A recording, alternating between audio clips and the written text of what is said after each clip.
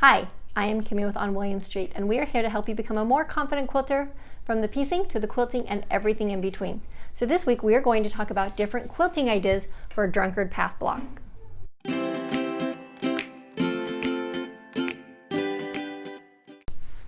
So this is our block number 10 of our online Quilting Bee Skill Builder. If you are new here, you can find all of the different blocks on our website. We have all of them listed.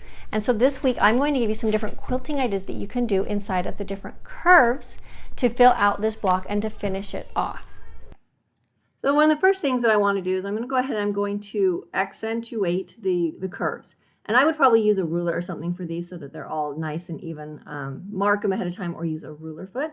And I'm just going to do an opposite curve on each of the Drunkard's path blocks. Then on the inside, do a little bit of an echo and do a fun fill there. And that's really just going to create a nice focal point in the center of the block. After I've done that, I really like the idea of using straight lines to contrast against all the curves in this block. You're going to see a lot of straight lines in my designs today. So I'm going to put some radiating out from the center. And then looking at the other sections, I'm going to put them in the opposite direction. So it's basically going to be the same design with the lines, but they'll end up going the opposite way. And with this, I would probably actually, as long as the space isn't too big, leave those center ovals, petal shapes, blank, because it's really going to add some depth and dimension to the overall quilting design and really make those stand out and pop against all the quilting.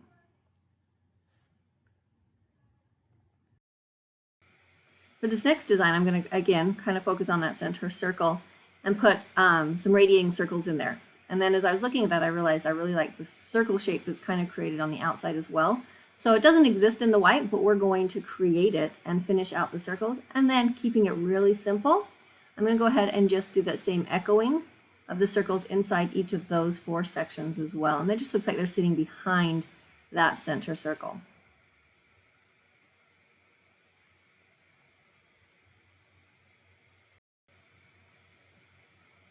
And moving on, this one I'm going to echo the shape of that Drunkard's path as opposed to doing anything opposite it.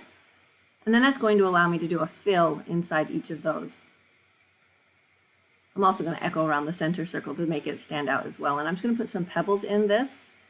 I really love pebbles for texture. If they aren't always the most quick thing to quilt. So if you are choosing pebbles, make sure you have lots of time to finish the project out.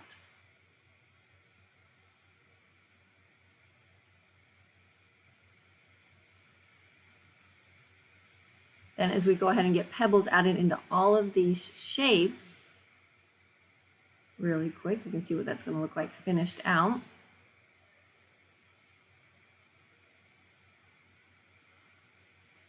Going to go ahead and go back to the center, and I'm just going to put some straight lines. Again, I've said I really love the straight lines contrasting against all the curves in the block, which is why you're seeing me use lots and lots of straight lines.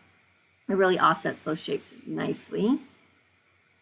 And then on the inside of the yellow circle, I'm going to do a little bit more there, just do a nice fill. And I went ahead and echoed around the outside first to really offset that shape. I like to use those echoed borders to give some more definition.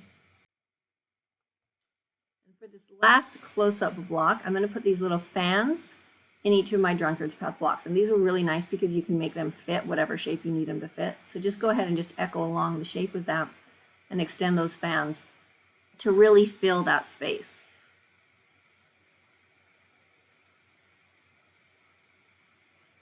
And these are a really fun, easy motif to do. They go nice and quick. There's a little bit of backtracking though, so be mindful of that. And for the inside, I'm actually going to do a very similar shape. It's not going to be a perfect fan, but I'm going to go ahead and do 4 nice big curves and then fill them in with some smaller ones to kind of offset that against the Drunkard's path blocks, and then echo around it, like I said, again, just to really make it kind of stand out, and then throw a few straight lines contrasting against that to fill in the rest of those gray areas.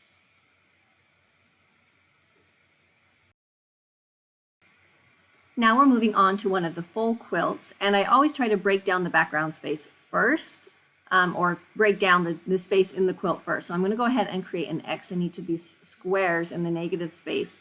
And that creates a fun diamond checkerboard pattern in the background. Then I'm going to echo on the ones that are joining the blocks side by side. And this, like I said, just creates some definition, just really sets those shapes apart so that whatever you feel doesn't blend into each other.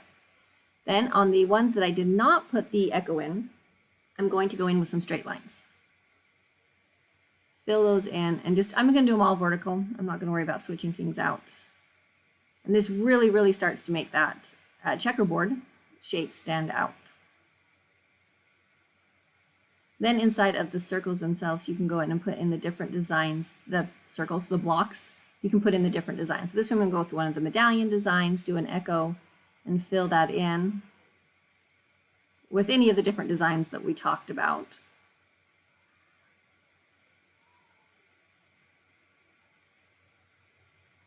And then the same thing in the Drunkard's Path blocks around the outside as well. With this one, I'm actually going to leave those other squares blank. Like I said, it's just going to really give some pop. You would need to kind of be mindful of if that space is too big to be left blank. And you could go in with something that is a little bit of a less dense fill or a denser fill to really contrast. With this design, I'm going to start with the one where I had the circles that I created around those center areas. So I'm going to map those out. Those, again, you can just go ahead and I would do them as the concentric circles on the inside. But I'm going to map those out, and then that breaks down the background space to kind of show me more what I'm working with.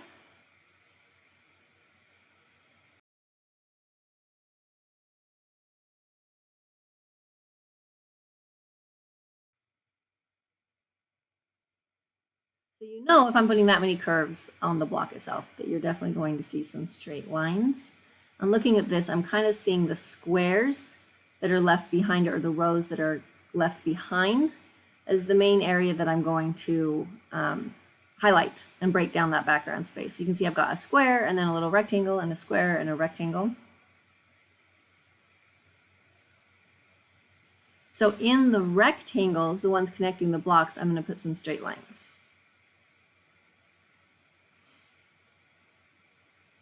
Now, one thing that you could do on these is you could definitely make sure that you're varying the widths. So I would probably make these closer together than the spacing between the circles on the actual blocks. And that's going to really make it be more of a background space. Anytime you have denser quilting, that's going to read as a background, and the looser quilting is going to read as the foreground in your design.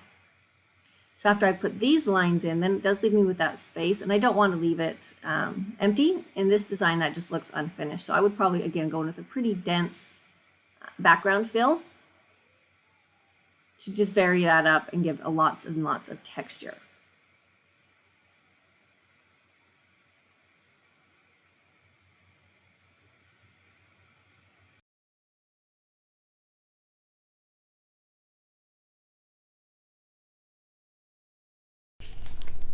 As always, you can find the blank block of this and also the blank quilt with using this block on our website on the blog post, so you can print that out. I always find it really helps and makes things a lot easier for me to get my ideas down when I can sketch them out, and I don't have to worry about thread and unpicking thread if I don't like something. So take advantage of that, print those out, use them to sketch and doodle your different ideas on. It's also great practice before you actually go over to the machine to quilt them.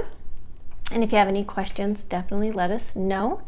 And if you like what you see and want to make sure that you don't miss any of our videos, you can subscribe and hit the bell so that you're notified each week. And we will see you next week.